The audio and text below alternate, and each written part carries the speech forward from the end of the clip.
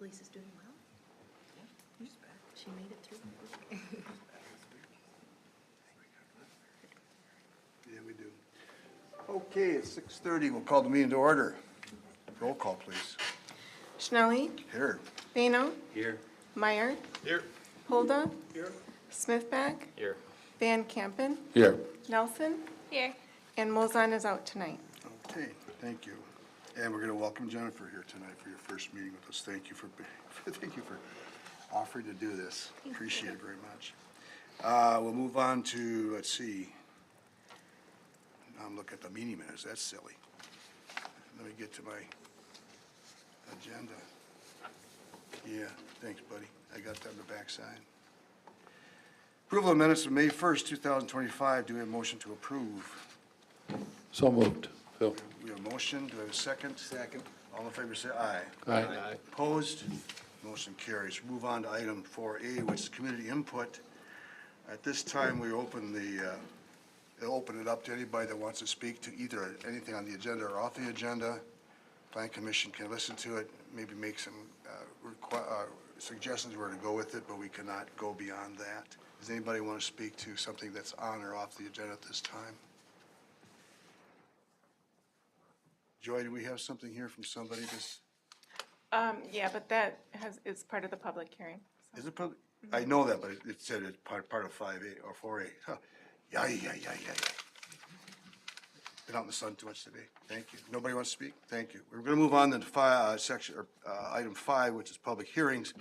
First item is public hearing consideration of a recommendation of Village Board on a proposed zoning text amendment to section 17-405, print 4 permitted intrusions in required yards of the Village of Oregon zoning ordinance. Proposal amendment assures consistency with the general fence standards in section 17-720 and to a public obsolete language regarding signage. Applicant is the Village Plan Commission, which is, I don't think we ever did that for it. I've never been. Staff and consult report first, please. Sure. So this is a zoning text amendment regarding fences. And we talked about this last month, explaining that the ordinance amendment on the agenda tonight, so section 405, is being presented as a cleanup issue to make it consistent with section 720. So 720 deals with fence setbacks that was amended last year. And then 405 is a separate part of the code that deals with allowable intrusions into required yards. So the two sections just conflicted. And the cleanup tonight is proposed to eliminate that issue in the future by presenting more general language. So it says intrusions are allowed into required yards as long as it complies with those actual numbers and requirements that you find in 720. So that is the proposed amendment on the table. Okay, we'll open the public hearing then at that time, or this time. Public comments. Anybody want to talk to this issue? Besides that You want to read it? No, you don't. Okay, we have from Aaron Day. Public comments regarding the proposed amendment to Chapter 17 of the Village Code of Ordinances. I'm writing to provide public comment on the proposed amendment to Section 17-405 of the zoning ordinance as being considered, and by reference 17-720, which was recently amended in August 2024. These comments come from my perspective as a village resident and property owner for the past 12 years as a licensed civil engineer in the state of Wisconsin. When Section 17-720 was amended last year, the setback was from a yard property line was increased from a blanket 2 feet to a distance equal to the height of the fence. In other words, 6-foot tall fence that previously required a 2-foot setback now requires a 6-foot setback from the street property line. At the time, the justification given for the change was to be more permissive and flexible. However, the amended ordinance clearly does not provide the intended effect, that instead was more restrictive. Furthermore, increasing the required setback from a street yard property line does not provide a perceptible benefit to public welfare or reduce associated nuisances as in the defined purpose of Section 17-720, especially given the ordinance already requires fences to be maintained in a structurally sound manner. As the owner of a corner lot with an angling fence that no longer conforms to village standards, repair replacement of my existing fence will now require that I either seek a variance to install the fence along the existing alignment or relocate my fence an additional 4 feet from the property line, which will impact established landscaping and general use of my property. This is not an issue that is unique to my circumstances, as many other existing fences. Bear with me, folks. There we go. Please. Throughout the village and are non-conforming to the current ordinance and will experience similar issues in the future. Keeping the current ordinance in place creates an unnecessary burden for property owners looking to repair, replace an existing fence in declining condition, incentivizes deferred fence maintenance replacement. In consideration of these points, I urge the Plan Commission and Village Board to restore the previous street yard setback of 2 feet and/or consider adding an exemption provision within the zoning ordinance to allow property owners with existing non-conforming fences to repair/replace their fence along with the existing alignment without having to go through the formal variance process. If there are in fact legitimate concerns with a reduced fence setback that I am unaware of, a codified exemption would also include additional design standards to address those, such as the fence be constructed with non-resilient materials, footing requirements, etc. Sincerely, Aaron Day, 557 North Berry Parkway. Okay, so he doesn't like it. Okay. Any other public comments? Okay. Close the public hearing. Plan Commission, comments. What do you think? Does our code allow repair or same replacement of that fence if he wants to replace it as is? Yes, I think generally if it's a non-conforming structure, it can be maintained, but the rules of that section I didn't review specifically.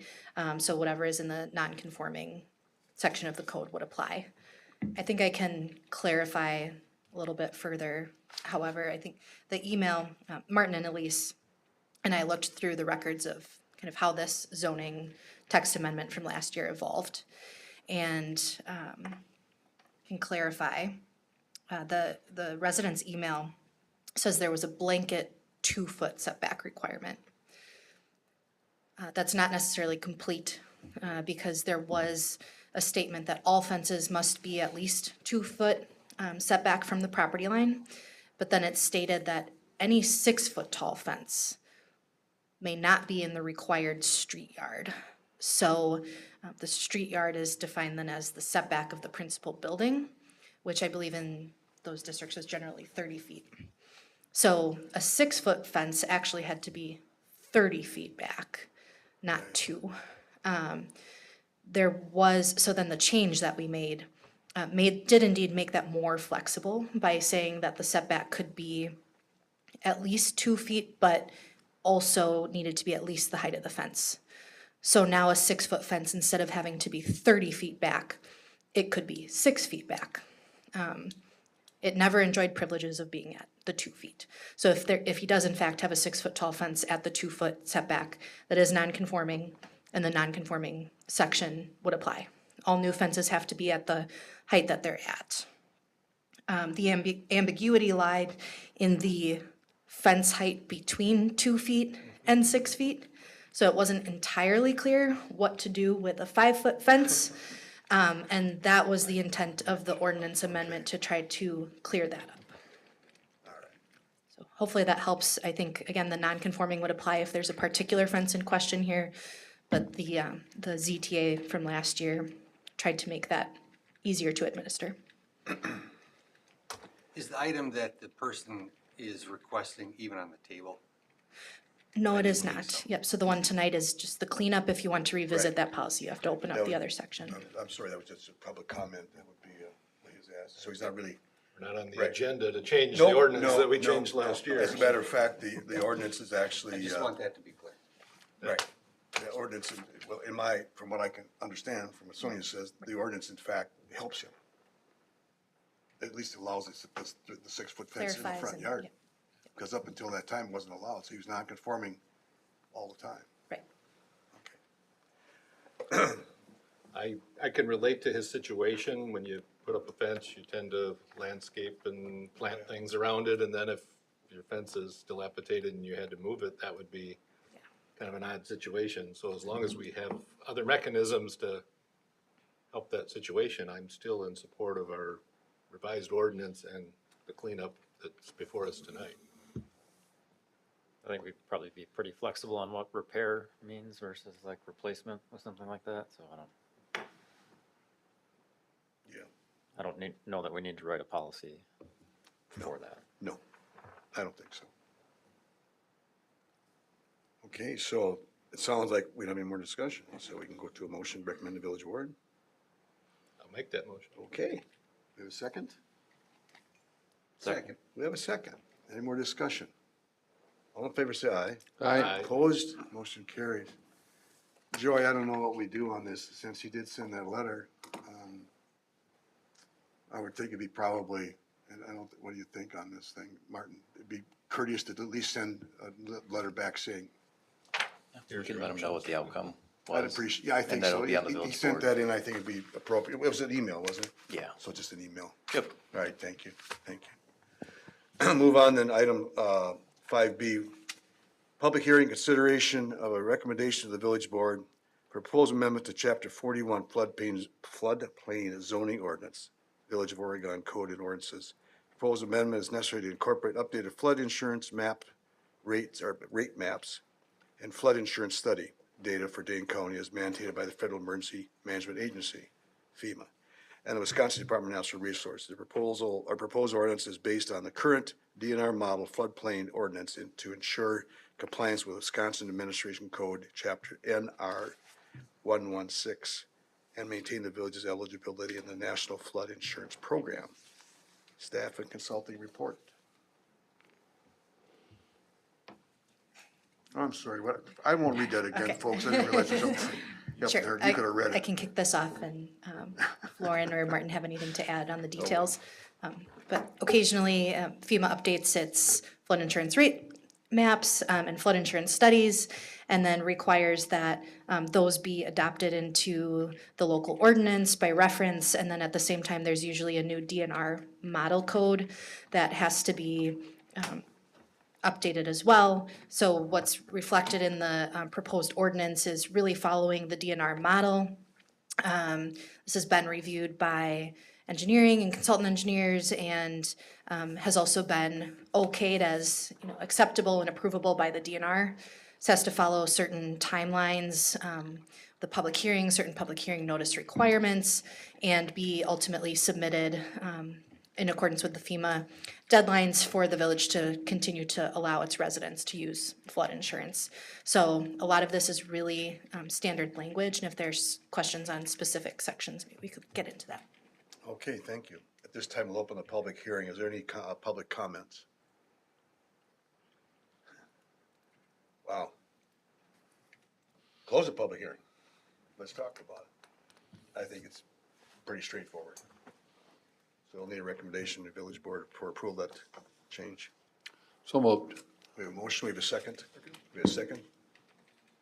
Any discussion? All in favor, say aye. Aye. Opposed, motion carries. Thank you. No new business, old business, discussion only, conceptual plan for, concept plan review for potential plan development, zoning for the proposed Oregon Senior Center. You can read it, so here we go.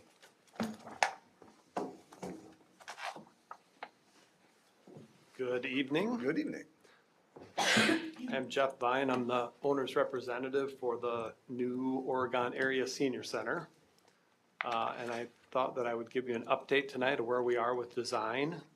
We were here before for conceptual design presentation, but we're going to give you an update. And we're working towards this being a GDP CSM approval, but we've got a few more ducks to get in a row that I'll talk about. And then we're planning on being back at the July 10th meeting, hopefully to get the GDP and the CSM and have the public hearing for the GDP. So before we get to our images here that we've got as part of our submittal, I'll just kind of tell you where we're at in the process. The next thing that we're going to do after tonight and give you guys an update, we've been working with the building committee, and they've seen some of our exterior design. Greg was there. We've got some cool renderings and a 3D fly-through that maybe we'll show you the next time that we come. But before we come back to Plan Commission, we're going to go to the village board on July 7th so that we can give them the schematic design update. And then when we come on the 10th, they'll have seen that and kind of approved where we are, and then we could move forward and come back and talk with you folks.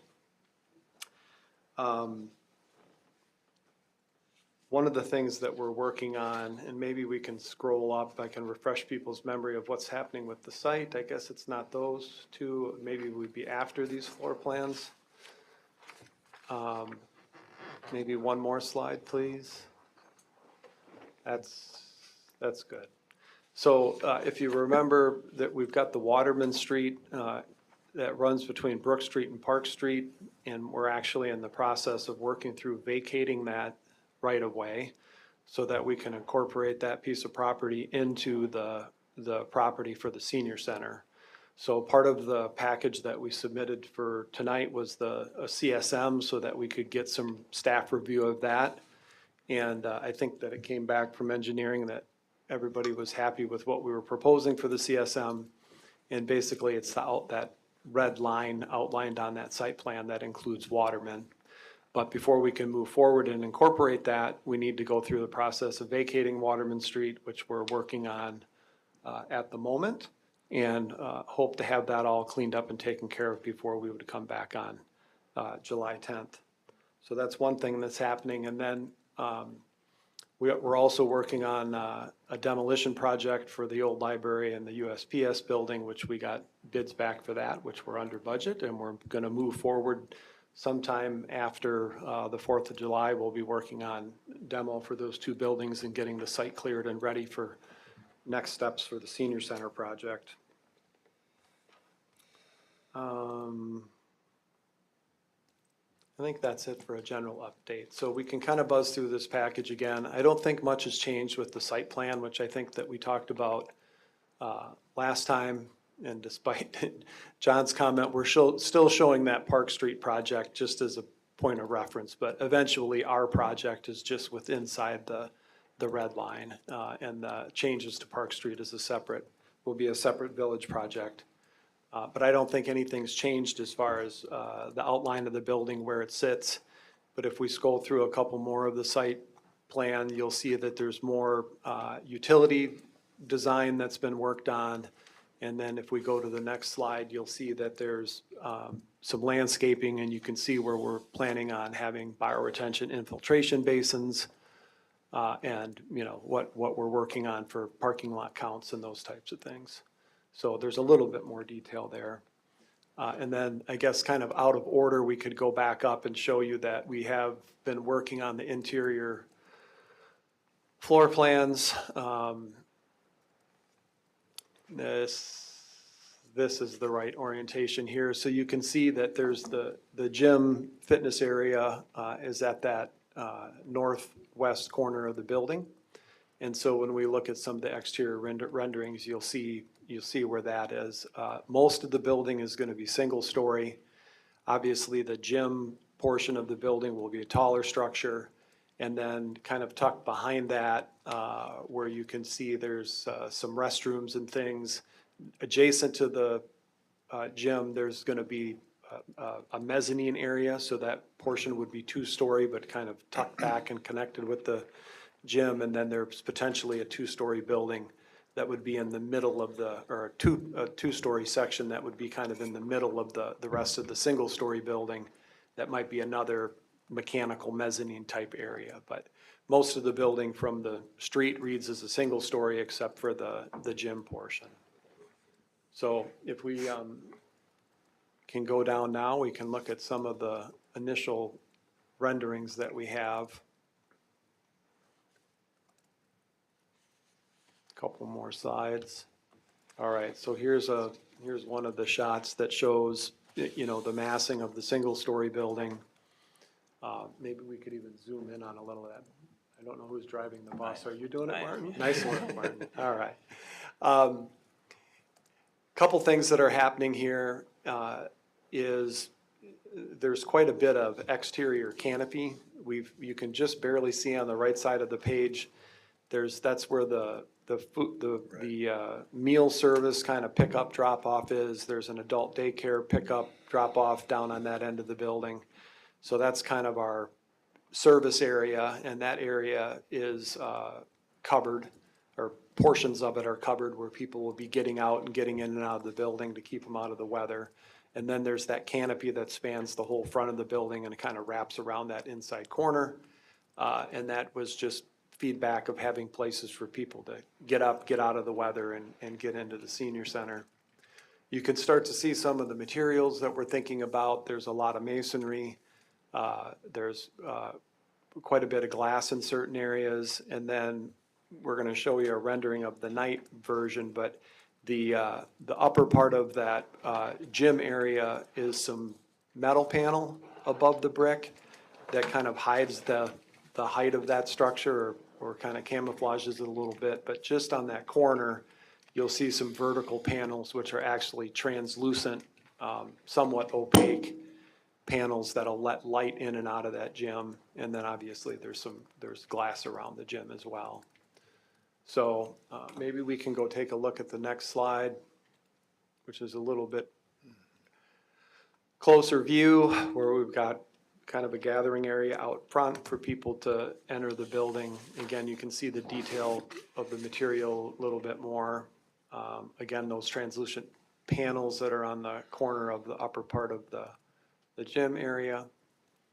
And then if we scroll down to the next slide, you can see that, and there's a couple of other views that we're not sharing tonight, but there's translucent panels on the gym in a couple different places, so that when you see it at night, some of that light that's on the inside glows, and then during the day when people are inside the gym, there's all kinds of diffused light that comes into that space during the day.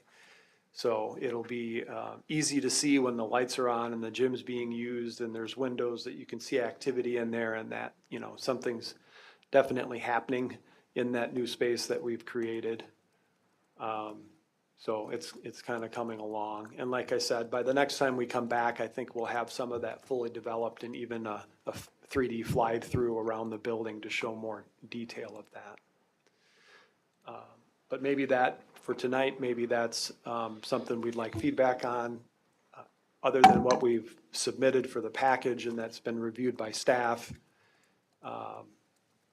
Is there any comments on what's happening with the exterior, or where we're headed with the site plan, or Waterman Street, or any of that? I think they'll be wowed when they see her. I already seen it, it's pretty impressive. fly around. All we had to do was show Greg the video. That was and he's it. like, I'm That's done." it, I'm done, approved. But we want to make sure we get it right before we share it too Right. far and wide. Right. Your roof slopes and stuff don't really appear to give a real good orientation for solar. Is there any solar panels planned for? There is, and the majority of it isn't as sloped as it looks like from these renderings. The majority of the roof area is flat. There is some pitch to the gym roof and a couple of other places. But if you look at what's happening with that gym roof, almost the entire surface of that roof, which is a lot of square footage, could be panel. And we can even do panel on the flat roof on the single-story building as well. So we probably have more surface area for PV panels than we can probably afford, but we're planning on absolutely maximizing that. One of the things, and it's a good time to talk about this, one of the things that's very difficult on this site is for us to do geothermal. And it's not impossible, but it's a bit of a challenge. And so instead of maybe spending more money than we typically would for a geothermal system, we're talking about repurposing that money and getting more bang for the buck out of other elements. So ideas are there's going to be a lot of native planting and things that we're going to do with the bioretention swale and with just trying to have environmentally conscious landscaping, and then trying to find ways to be carbon neutral with different types of material selections. And then, like you mentioned, we're gonna try to maximize the amount of PV that we can do here, so. Absolutely. You can ask questions. Sorry, I tend to be really blunt, so I apologize, but I have some questions. Sure, yes. The bioretention ponds, are we worried about, one, how close they are to the building?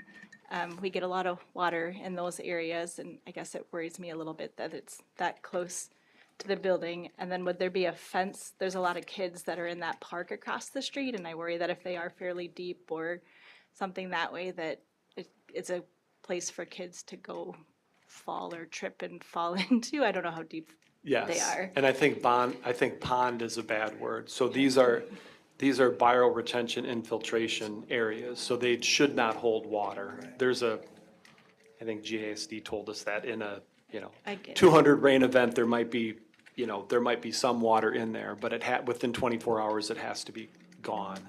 I've just seen them hold water, so and I've seen a lot of 100-year floods here in Oregon, like every 3 years, so I But those just are have different, some but those might be concerns. different basins. These are designed differently.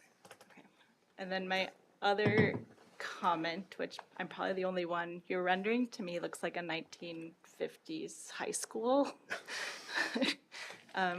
So I don't know, maybe it's the brick color or what it is, but to me, it doesn't necessarily look forward thinking necessarily, but maybe we're not trying to look forward being a senior center. So those are my thoughts. No, that's Okay, fine. that's good to hear, though.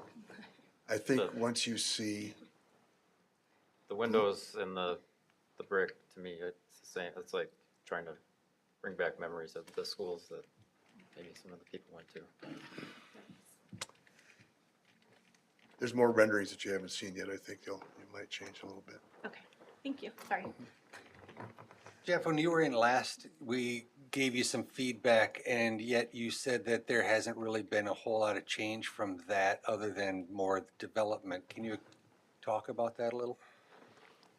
Well, do you want to remind me what those were? I think one of them, the big one was a 2-story structure. Yeah. There's 2-story structure. You asked, or there was some comment about already the 0 lot line, I think on the north. And there was a comment about larger than normal parking stalls, I think. You were talking about big parking stalls or something like that. And we had talked about, obviously, the parking itself, how not to have any association with public parking in the right-of-way on any drawings.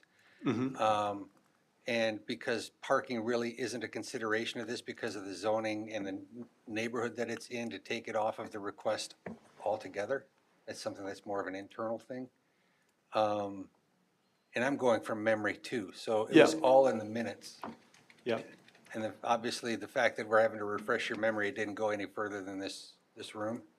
Well, we did consider it, right? And I think the there wasn't anything that was an action item other than maybe considering changing the building from the configuration that we have now to two-story. And so just going back with staff and Rachel and the consultant and other people that we were talking with, I guess the decision, and we can tell you that the decision was, no, we're gonna keep it the way that it is. As far as the parking stalls being, the parking lot being designed different and having larger stalls, that is happening. And we can take a look at what is drawn here, but I don't think that that was something that we needed to respond to. I think that was just something different that we were doing. So I don't think that we had anything that came out of there that needed us to make a change to the plan.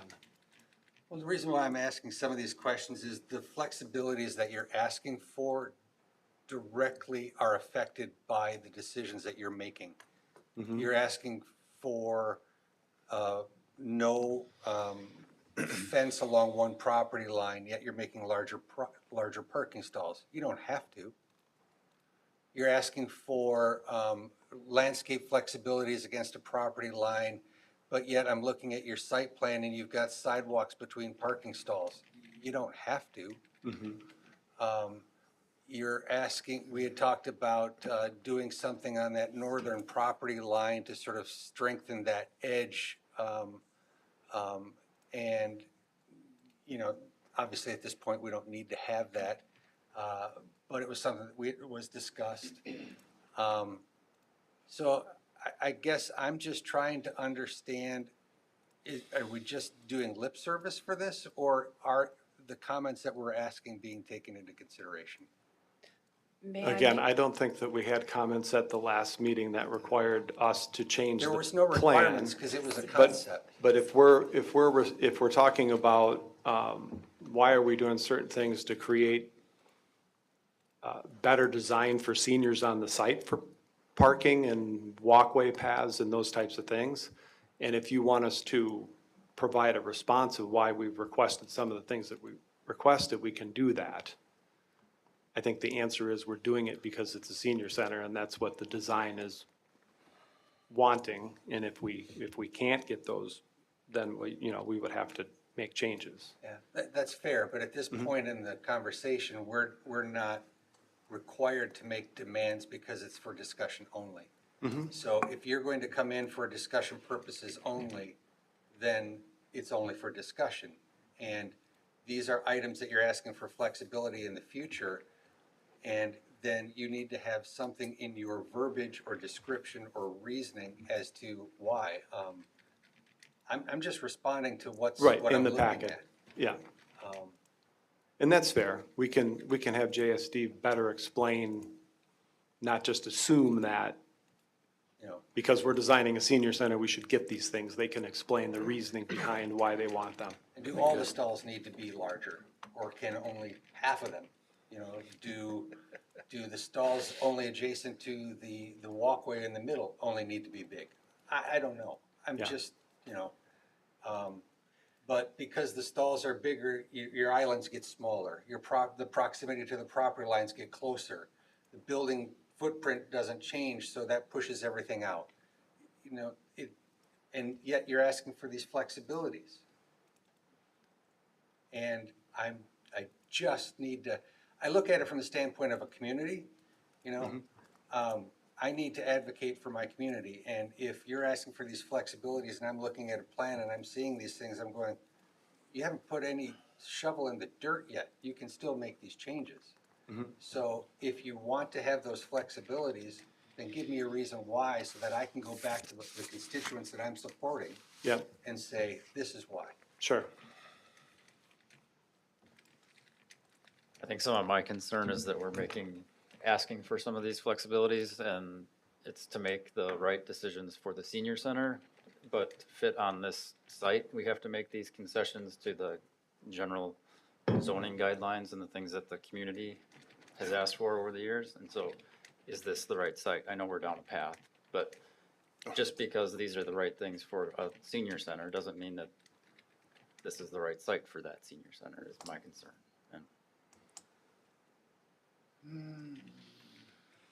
I think it is. One more question. and something to consider and explain is the FAR. It's about 6,000 square feet. And I look at the entry, right as you come into the building, there's a very large sort of space right inside the front vestibule. And it's sort of, kind of a byproduct of the shape of the two forms as they come together. And I can see where it's a really nice space to be in, especially with that glass front and sort of a gathering space and multi-use. But again, if you're looking at a FAR request, my mind goes to, why is that so big? Can it be reduced? And if, you know, those are the types of things that I just need to have an understanding of. I'd like to speak to that if I could. Mark Cruiser with OPM Architects. The rendering is from a later plan. The initial plan that you see there is not updated, but it shows kind of two vestibules. And the idea was to have a separate one for the gym and a separate one for the senior center. And those have been combined, so now you come into one vestibule and you can go straight. And there's important reasons why you can go straight in to then be right next to the main desk for the senior center. But then after hours, that second set of doors, the inside doors to the vestibule, can be locked, and you can just go to the left to the gymnasium. And so we don't really have that space, you know, that little kind of U-shaped space there anymore.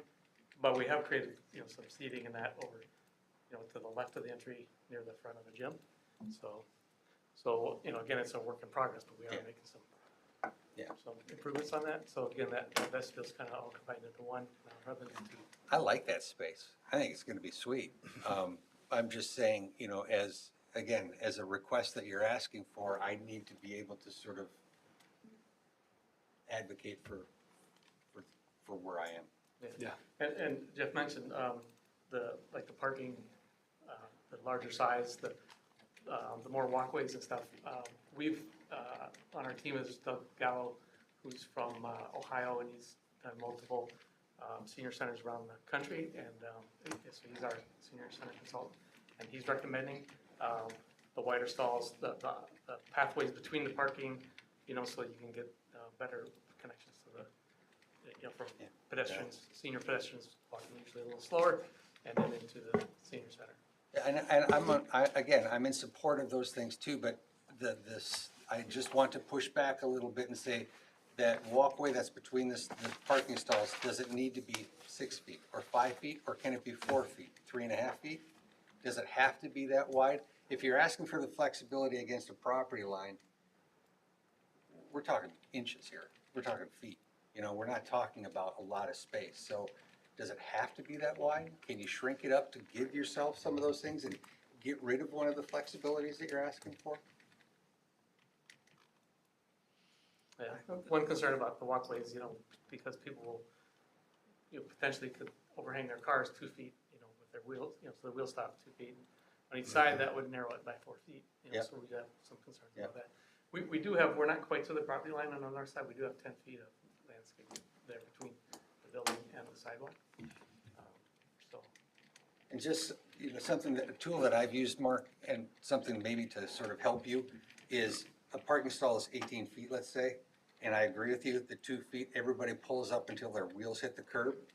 You know, if you still have an 18-foot stall, but you put that curb at 16 feet, and you've got 2 feet of green space, you still, according to the zoning code, have an 18-foot stall. It's just that 2 feet of it is sidewalk if you wanted to, green space if you wanted to, but your wheels hit that thing so it doesn't intrude into that sidewalk.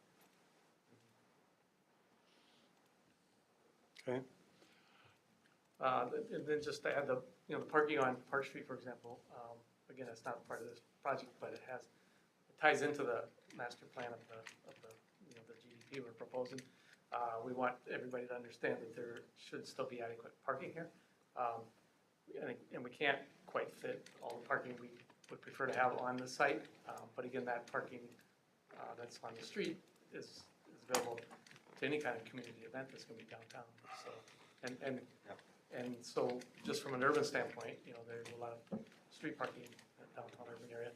And then we are, you know, pushing to the limits of the site because that, from an urban standpoint, makes sense. You have more of a build-to line, right, versus a setback line.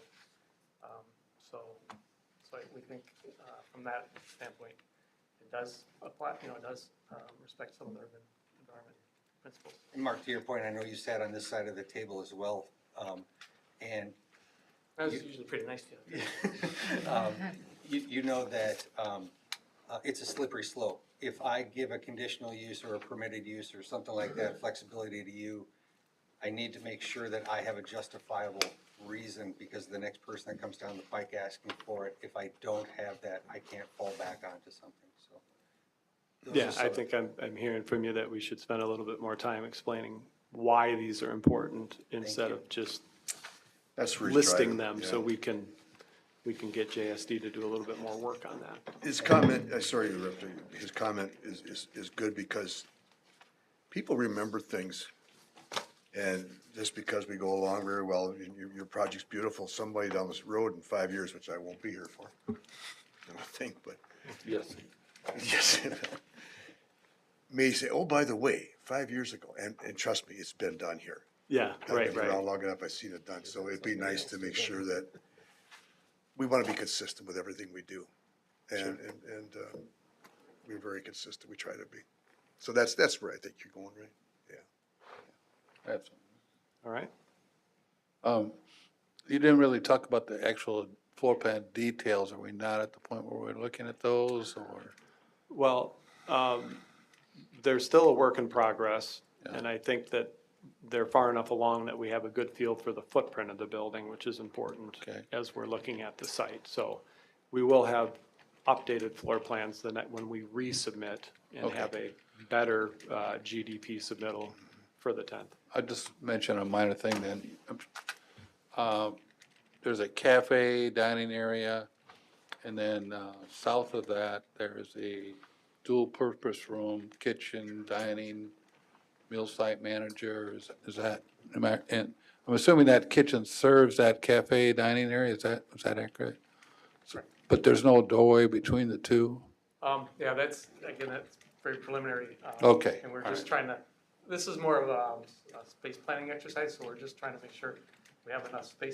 space in the building to accommodate all those things. And we Okay. didn't have all the rooms defined yet. Okay. Yeah, there is a service window in the latest version of the plan that has Thank you. more detail. I noticed on the northern part of the vacated Waterman Street, there appears to be a kind of a winding yellow brick road of sorts. It's not called out on here, but I'm assuming that's a pedestrian path. It is. As somebody that walked that stretch of street my entire school career, I kind of like that connection with the park and everything, and an entire neighborhood to the south where people are used to walking through there. I like that path. So when the engineers tell you you need more space in your detention structure there, try to keep that path. Keep the path. Yeah, and what isn't very clear on the drawing we're looking at right now is that there is a sidewalk along the building, and there's a walkway and a sidewalk to make the connection at the corner, so you can get all the way from Park Street up to those other activity areas to the north.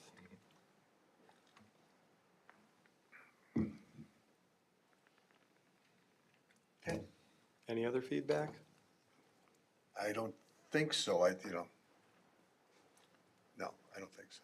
Okay. I think the well, next time when you come, it's gonna be more clear, I guess the best way to put it, if you wanna say it. I think you were trying to keep us up to speed as to what is happening and how far we're getting with the project, and, yeah. And we'll have been to the village board too, so we'll have their feedback, so. Okay, excellent. Well, we appreciate the time. Thank you. Thank you. Moving on to 7A, new business. Certified survey map for lot line adjustment, lots 42 and 43 of the Greenview Preserve subdivision. 1080, 1082 Tundra Avenue, submitted by V&H. Okay.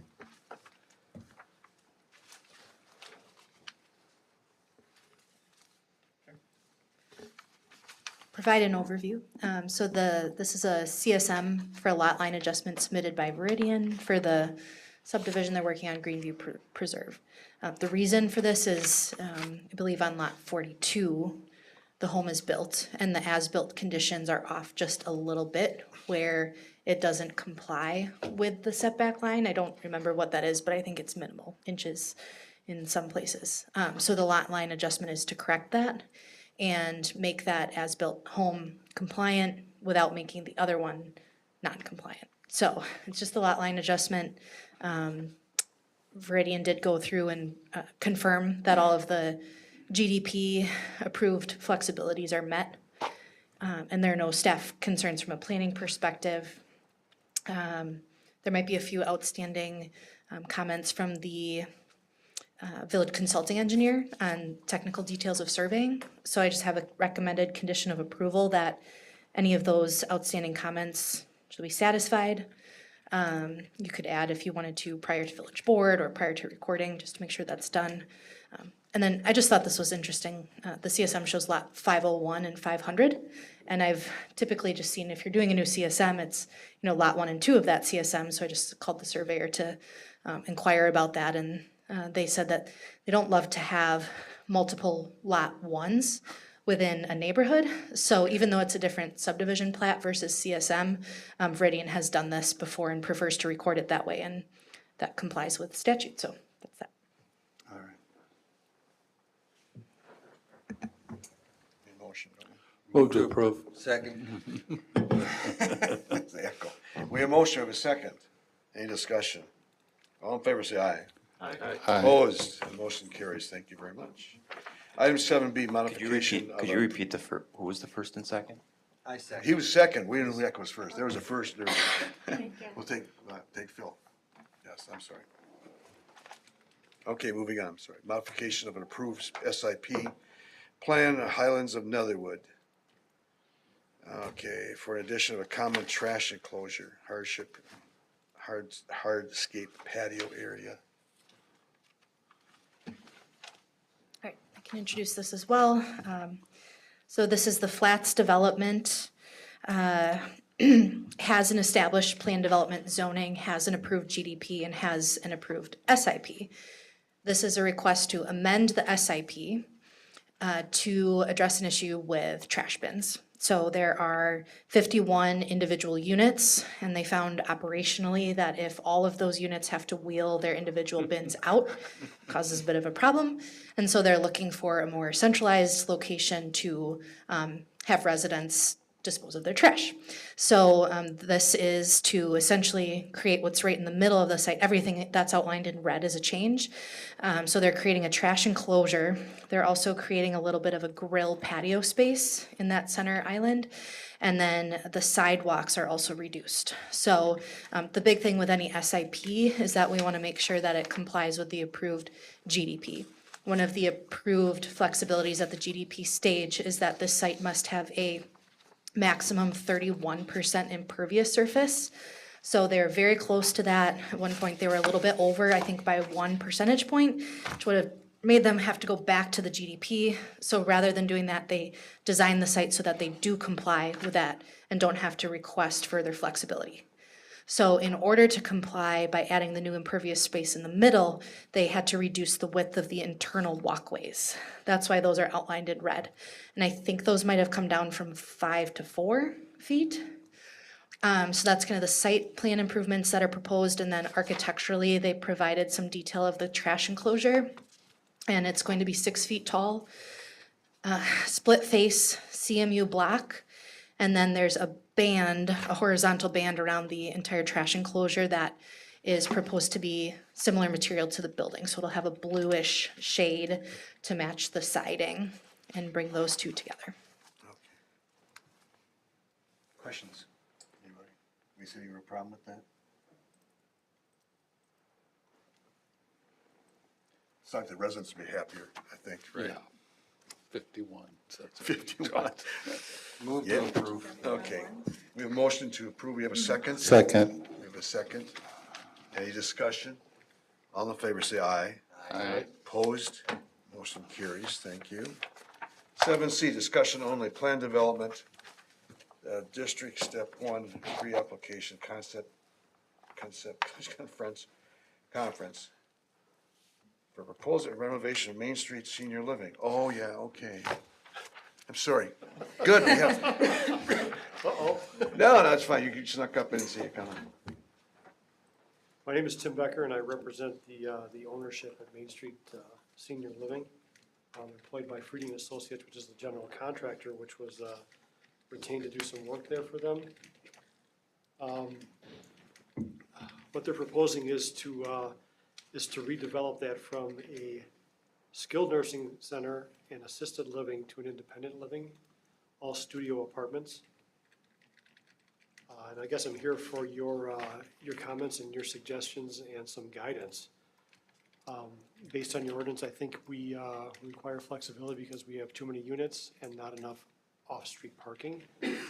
Currently, the building is kind of divided. The west side, the two-story, has 20 units in it. The main building has 27 units. The main portion of the building was the skilled nursing side, and that requires a lot of invasive construction to renovate. The west side, the two stories, 20 units, they went ahead and did some cosmetic changes to it to bring that up to point. Currently, the amount of off-street parking that we do have are 20 spots. There's 16 across the street and then 22 spots and then 6 more on the actual site. So with that, I guess if you had a chance to review what we wanted to do, I'm open for suggestions as to how we're able to kind of get this done. The developers are from Chattanooga, Tennessee, and I affectionately say that they're foreigners with ways different than our own. So it was challenging when I first walked the property. I was surprised how far along they actually got without involving the village. Yeah. So I was a little disappointed with that. A history of me is that a year ago, I retired. I was the administrator for the city of Reedsburg, and then for 13 years prior to that, I was the police chief. So I'm familiar with a lot of ordinances and enforcement actions, and I was a little surprised, like I said, that they had gotten as far as they did before engaging anyone. So we currently have an architect on retainer that's licensed in the state of Wisconsin. We have civil engineers that are licensed in the state, and we're going through a stormwater plan and looking at CSMing the 2 parcels that contain the main building. So I guess with that, I'll take any type of suggestions or questions that you may have. Reading through the information, there was something about demoing the duplexes at the corner, correct? Yes, not at the corner. Or around the corner? Yeah, it's like 337, 339. Yeah. Yeah, yeah. So, and again, I'm just trying to read some tea leaves here a little bit. That, in my mind, would sort of free up some land to put parking on. Has that been explored? It has, and we've brought that up to them. That particular spot's a little tricky because we want to make sure that these people can get back to the entrances and stuff. And it's low? Yeah. So that has been explored, as has potentially taking down the house that's to the, is that north? North. Yeah, that large house that's there, right on Main Street. And speaking with staff, I think the preference would be if we did add parking, it would be best served coming off of Main Street than East Lincoln or Sodden Drive, just because of the amount of school traffic that's around that neighborhood.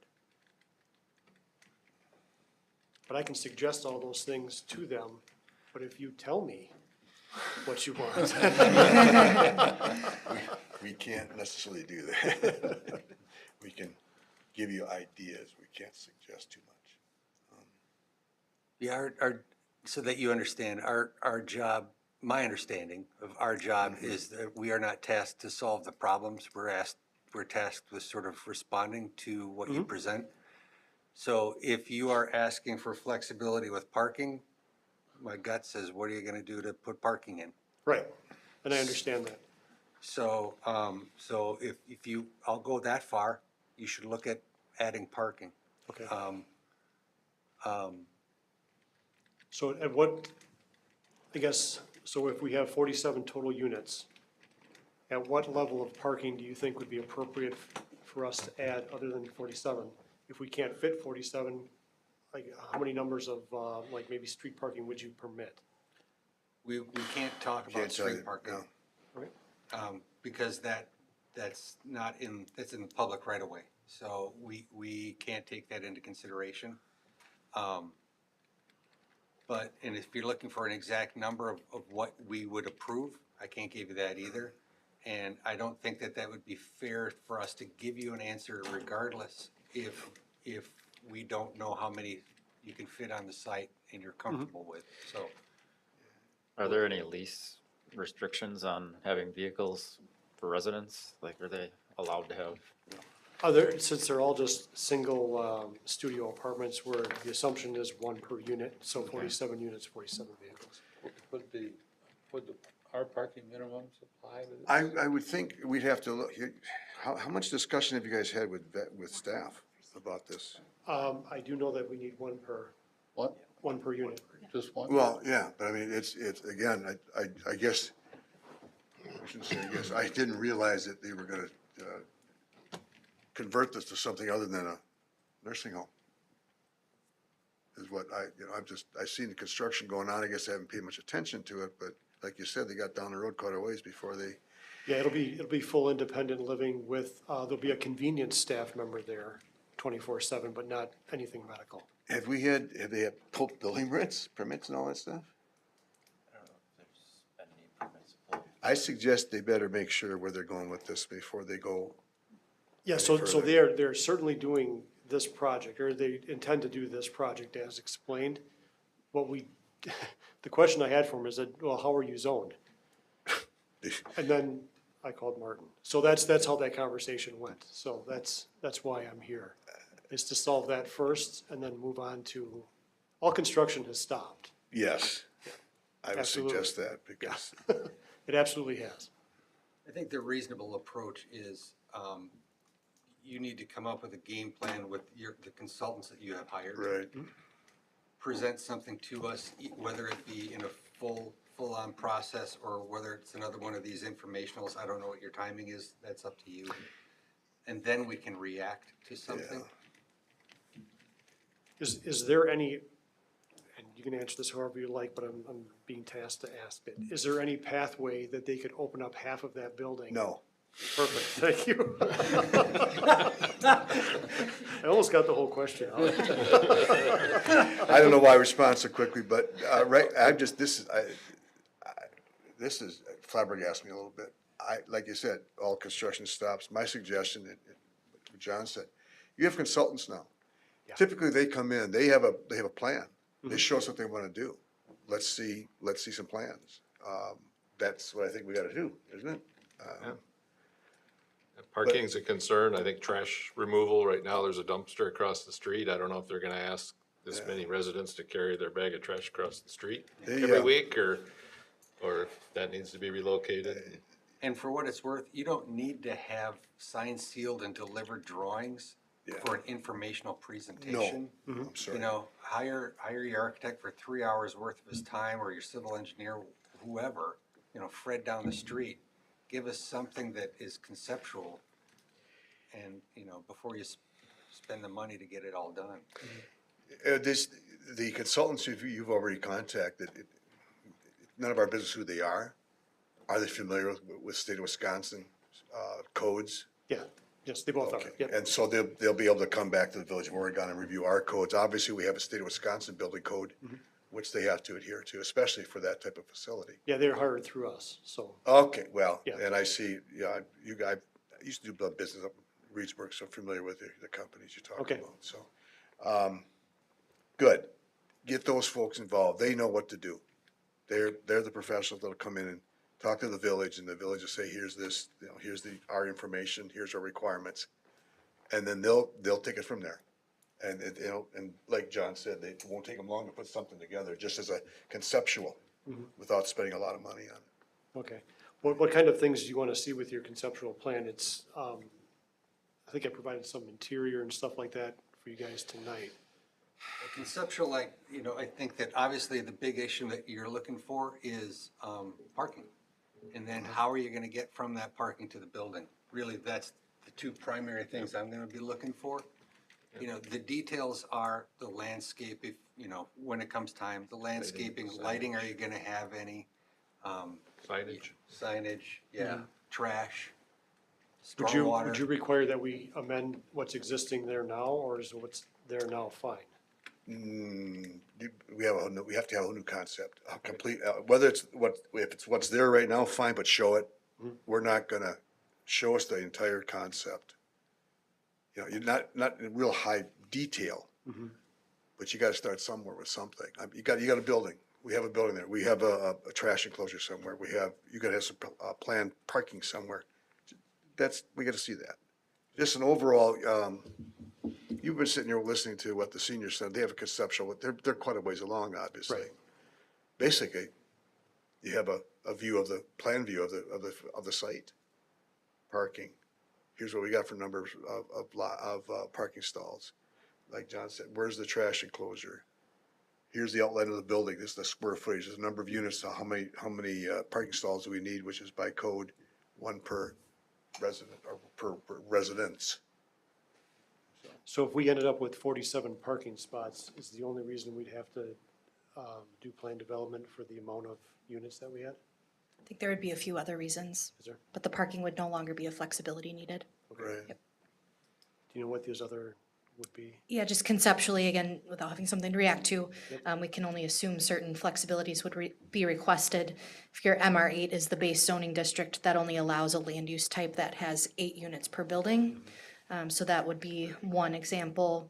It's likely that you'll need building setback flexibilities, especially for the parcel that you intend to combine by CSM.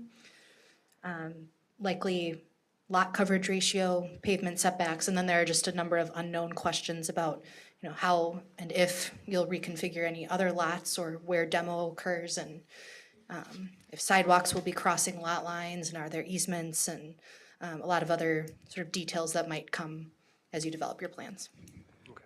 And if it brings you any comfort, I will say this, and I'll say it for myself.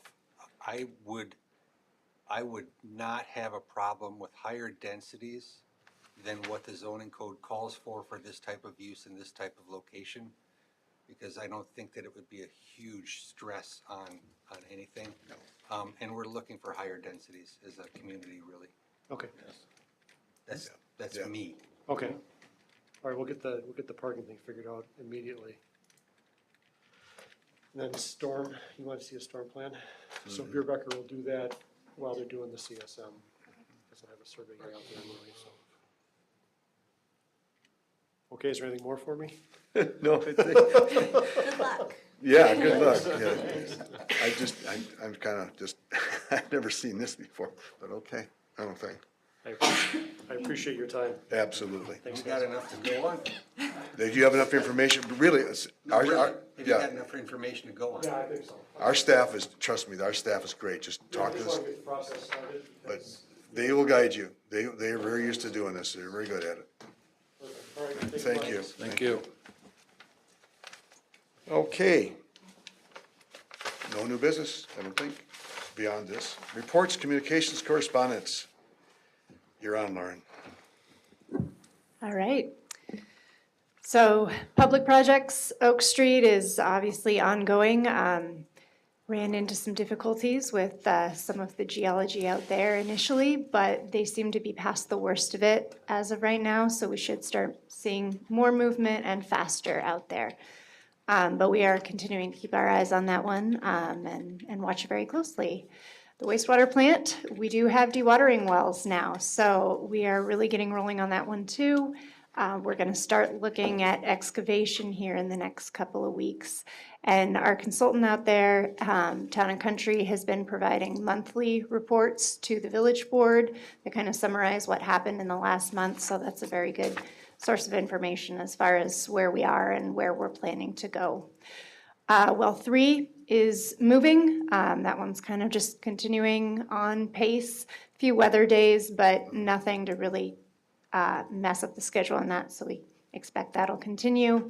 Well 6 plan to actually start construction in about 2 weeks at this point.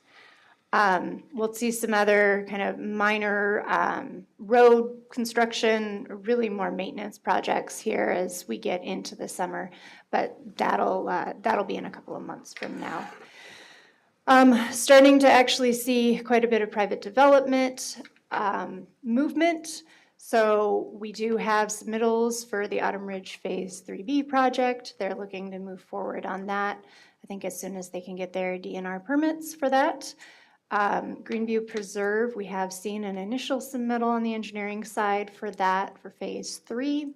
And then Highlands of Netherwood, they're quite close to finishing up the engineering design on that. So I would say they're 2 weeks to a month behind the Autumn Ridge Phase 3B development. But all of those planned to go yet this year.